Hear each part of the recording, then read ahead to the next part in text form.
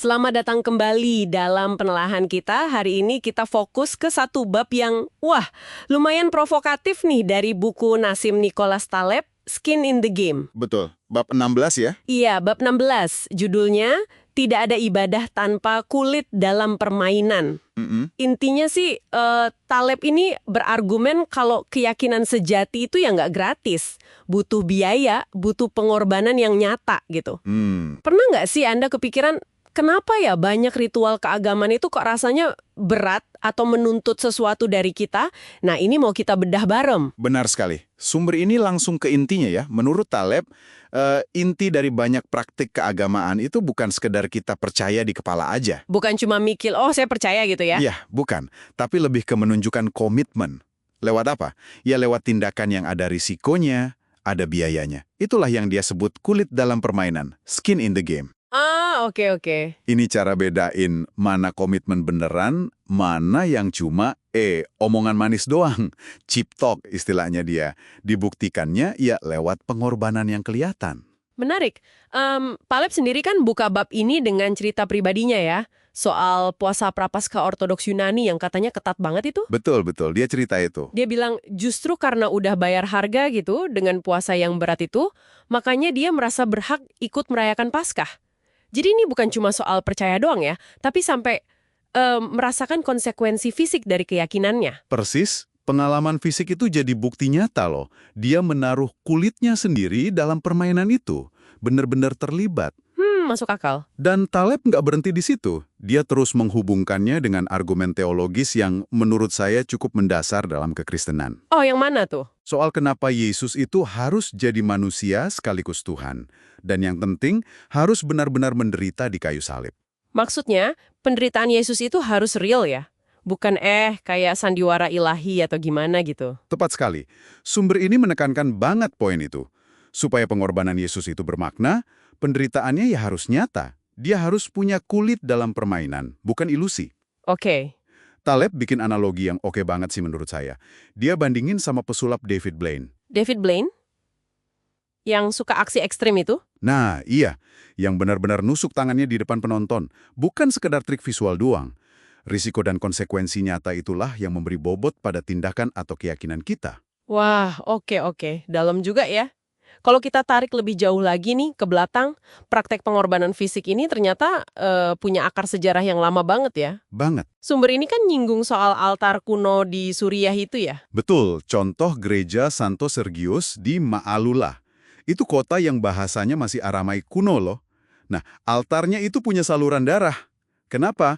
Karena dulunya itu kuil pagan. Oh, jadi bekas kuil pagan? Iya, dialihfungsikan.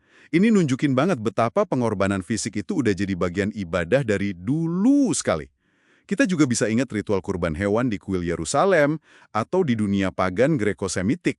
Pesannya jelas, dewa-dewa itu nggak tertarik sama omongan murah. Jadi pengorbanan itu bukan cuma simbolik ya? Mesti ada biaya nyata yang dikeluarin gitu? Seringkali begitu, ya. Persembahan bakaran misalnya, itu kan sengaja dibakar habis, biar nggak bisa dinikmati manusia lagi. Bener-bener dikorbankan. Bahkan ada bentuk yang lebih ekstrem lagi kan, kayak self-flagellation, mencambuk diri. Oh ya, pas Asyura ya, oleh Muslim Syiah. Betul. Atau yang dulu juga pernah dilakukan umat Kristen di abad pertengahan. Ini kan bentuk literal banget dari kulit dalam permainan. Rasa sakit fisik jadi bukti komitmen yang, nggak bisa dibantah lagi. Tapi bukannya bentuk pengorbanan ini terus berevolusi ya seiring waktu? Kayaknya di sumber ini juga disebut soal pergeseran di kekristenan dan Yudaisme ya? Benar sekali, ada evolusi bentuknya. Kekristenan misalnya menggeser fokusnya ke keyakinan bahwa Kristus itu sudah berkorban sekali untuk semua. Jadi pengorbanan hewan dan sebagainya nggak perlu lagi. Tapi jejaknya masih ada.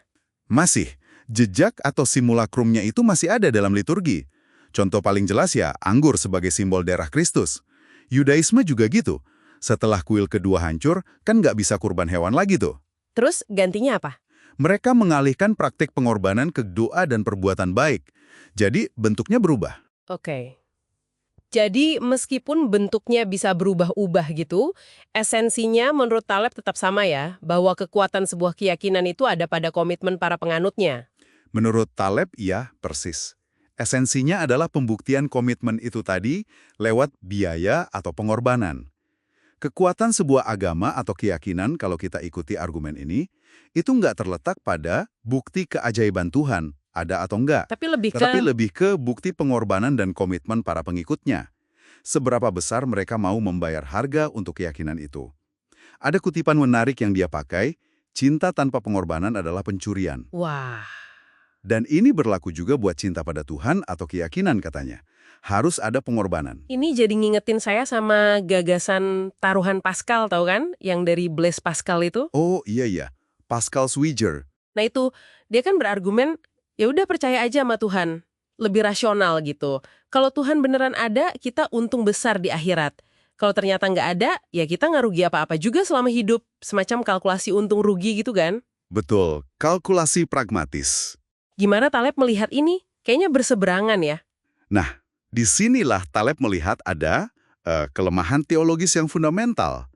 Taruhan Pascal itu seolah-olah menyajikan keyakinan sebagai semacam opsi gratis. Opsi gratis? Maksudnya? Iya, kayak nggak ada biaya atau resiko nyatanya gitu loh. Cuma modal percaya aja, kalau untung ya bagus, kalau nggak ya nggak apa-apa. Ini kan bertentangan langsung sama prinsip inti kulit dalam permainan yang diusung. Ah, bener juga. Bagi Taleb, nggak ada yang namanya opsi gratis dalam keyakinan sejati. Harus ada simetri. Harus ada harga yang dibayar untuk apa yang kita dapatkan atau yakini. Keyakinan yang nggak menuntut apa-apa dari Anda, yaitu keyakinan yang dangkal. Gitu menurutnya. Oke. Jadi kalau kita tarik kesimpulan utama dari penelaahan kita soal bab ini nih, menurut argumen Taleb, ibadah atau keyakinan yang otentik itu nggak bisa dipisahkan dari tindakan nyata, tindakan yang mengandung risiko atau pengorbanan. Betul. Kulit dalam permainan itu jadi semacam bukti komitmen yang paling kuat. Jauh lebih kuat daripada sekedar kata-kata.